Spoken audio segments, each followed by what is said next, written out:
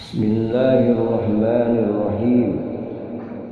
Subhanakallah bau harum ya Allah kepada kuburan beliau sallallahu alaihi wasallam yang mulia, dari tetesan wewangian salawat dan salam. Pada saat Muhammad sallallahu alaihi wasallam sempurna usianya 40 tahun. Menurut pendapat yang umum, yaitu mayoritas dari orang-orang yang berpengetahuan, Allah subhanahu wa ta'ala mengangkat beliau sallallahu alaihi wasallam menjadi rasul atau utusan bagi semua makhluk, guna menyampaikan kabar gembira sekaligus peringatan bagi orang-orang durhaka demi merambahnya rahmat Allah subhanahu wa ta'ala. Sebelum mencapai kesempurnaan, maksudnya genap 40 tahun menjadi nabi dan rasul, hal itu diawali dengan impian-impian yang benar dan nyata selama 6 bulan. Nabi SAW tidak pernah melihat dalam mimpi-mimpi kecuali mimpi itu terlihat dalam bentuk cahaya yang cemerlang, laksana cemerlangnya waktu subuh yang merangkap terang benderang. Dan mimpi-mimpi nyata itu sesungguhnya untuk melatih jiwa kemanusiaannya Nabi Muhammad sallallahu alaihi wasallam, agar kelak tidak terkejut bila hadir malaikat kepada beliau sallallahu alaihi wasallam yang akan menjelaskan kenabiannya. Sebab hadirnya malaikat tidak akan terkuasai bila hanya ditopang kekuatan biasa. Setelah berlangsungnya mimpi-mimpi itu, Nabi sallallahu alaihi wasallam sebelum menjadi Nabi sallallahu alaihi wasallam sering menyendiri, dan beliau sallallahu alaihi wasallam sering beribadah di Gua Hiro sampai bermalam-malam. Sampai akhirnya datanglah kenyataan wahyu kepada beliau sallallahu alaihi wasallam sebagai suatu kebenaran. Kejadian bersejarah itu tepat pada hari Senin tanggal 17 Ramadan saat waktu Lailatul Qadar. Sejauh itu ada beberapa pendapat yang mengatakan bahwa kejadian itu tanggal 27 atau 24 atau 28 bulan kelahirannya, yaitu bulan Maulud, dengan aura wajah yang cemerlang laksana bulan purnama. Kemudian berkata malaikat kepada beliau sallallahu alaihi wasallam, bacalah. Akan tetapi beliau sallallahu alaihi wasallam tidak mau membacanya karena silau dan kekuatan malaikat.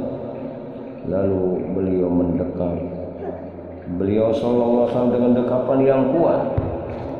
Sekali lagi malaikat berseru, bacalah. Tapi beliau sallallahu alaihi wasallam masih ketakutan, tidak mau atau enggan mengucapkan. Lalu malaikat mendekat lagi kedua kalinya sampai merasa lelah. Lalu malaikat berseru, bacalah. Beliau SAW pun masih enggan menirukan. Kemudian malaikat mendekat lagi untuk ketiga kalinya, agar beliau SAW siap dan kuasa menerima wahyu yang akan disampaikan kepada beliau SAW dengan kesiapan penuh. Semua yang dilakukan malaikat agar Muhammad SAW benar-benar serius sampai kuat menerima wahyu. Sejak itu wahyu selama 3 tahun, ada yang mengatakan 3 bulan, agar hati Nabi SAW merasa rindu akan turunnya wahyu. Suatu kerinduan yang baunya sangat harum. Setelah itu baru wahyu turun kepada beliau berupa ayat Al-Alaq yang disampaikan oleh malaikat Jibril. Dengan turunnya surat Iqra bismi rabbika, maka berawal pula kenabian Muhammad sallallahu alaihi wasallam. Artinya kenabian beliau SAW lebih pertama daripada kerasulan beliau sallallahu alaihi wasallam. Setelah itu ayat yang kedua, yaitu surat Al-Mudaththir, menunjukkan pengangkatan beliau SAW sebagai rasul. Sebab di sana ada perintah untuk menyampaikan kabar gembira dan peringatan buat orang-orang yang diserukan. Sebarkanlah bau harum ya Allah kepada kuburan beliau sallallahu alaihi wasallam yang mulia dari tetesan wangian salawat dan salam.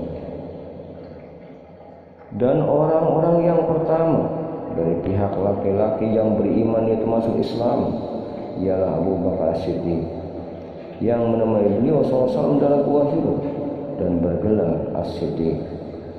Dan dari kaum remaja ialah Ali karramallahu wajhah.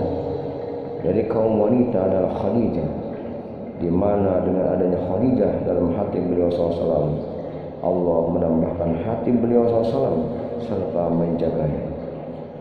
Dari golongan budak yang sudah merdeka ialah Zaid bin Harisah radhiyallahu anhu, dan dari golongan budak ialah Bilal, di mana pernah mengalami siksaan berat dari tuannya yaitu Umayyah, disebabkan Bilal masuk Islam dan beriman kepada Allah Subhanahu wa taala.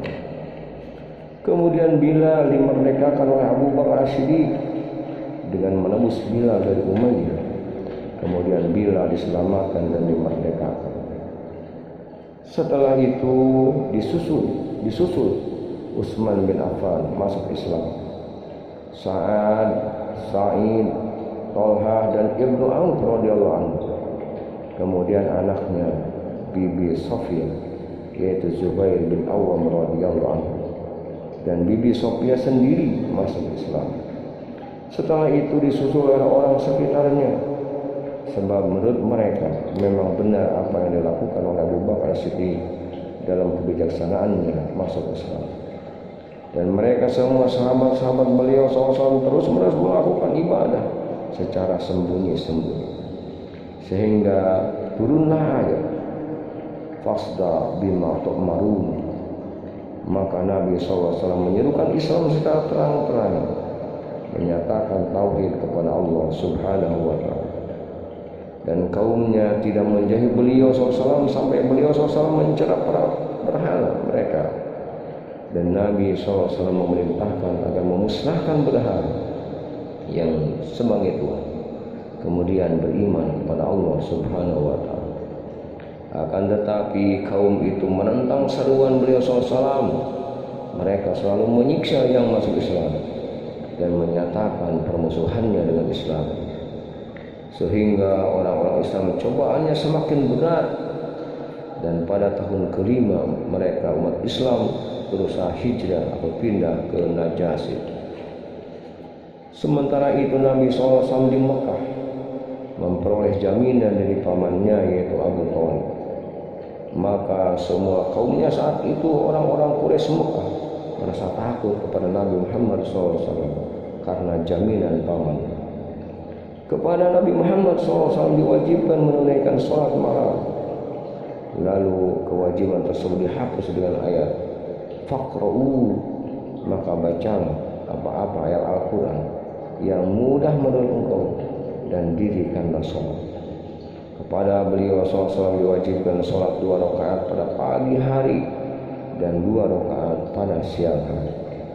Setelah itu dihapus lagi, yaitu dinasyah hukum tersebut dan diganti dengan menunaikan sholat wajib 5 waktu dari proses Isra dan Mi'raj.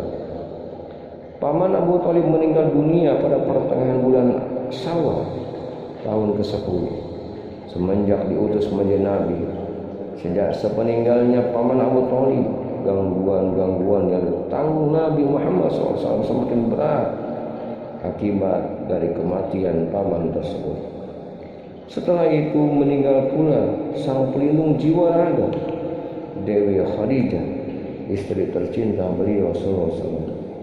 Khadijah meninggal dunia setelah 3 hari kematiannya pamannya. Maka cobaan Nabi SAW semakin berat, termasuk atas umat Islam yang menjadi asuhan beliau Sallallahu Alaihi Wasallam. Keadaan seperti ini dijadikan kesempatan buat orang-orang kafir Quraisy dalam mengganggu Nabi Sallallahu Alaihi Wasallam. Nabi SAW hijrah ke Thaif.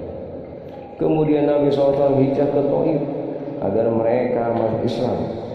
Akan tetapi ajakan Nabi SAW tidak disambut dengan baik. Bahkan mereka orang-orang Taif mengerahkan orang-orang bodoh untuk mengusir dan menghina Nabi SAW dengan omongan yang hina. Bahkan Nabi SAW dilempari batu sampai beliau SAW melarikan diri ke kebun milik orang Yahudi, sampai kedua belah kaki beliau berlumuran darah. Sejak itu Nabi SAW kembali pulang ke Mekah dengan hati yang sangat sedih, dan malaikat penjaga gunung meminta izin kepada Muhammad SAW agar kurang ajaran orang-orang Taif itu dibalas dan kehancuran dengan membenamkan gunung kepada wilayahnya. Namun Nabi SAW justru bersabda, sesungguhnya aku masih berharap kepada Allah Subhanahu wa Ta'ala agar kelak Allah akan mengeluarkan keturunan dari orang-orang Taif menjadi orang-orang yang beriman. Sebarkanlah bau harum ya Allah kepada kuburan beliau SAW yang mulia dari tetesan wangian sholawat dan salam. Wallahu a'lam bishawab.